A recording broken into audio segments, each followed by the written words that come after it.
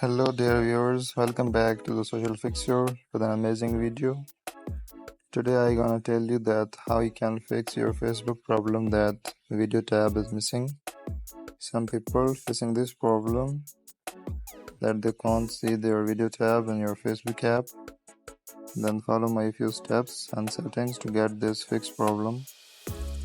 First of all, open your Facebook app. Now click on your profile. Now click on settings. Scroll down. Now you have to click on tab bar.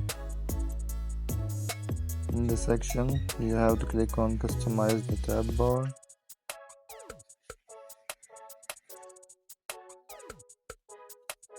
Here you have the all options. You can select video, gaming, Facebook Marketplace, and all these.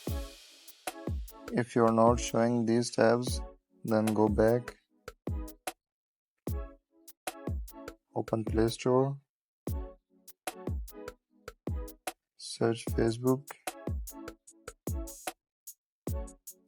See, there's an update for Facebook. Make sure you have the updated version of your Facebook app. After updating the app, the main step is that go back, open your settings. Now you have to click on Application Manager, click on App Info. You have to choose Facebook. Now you have to click on Storage, clear cache.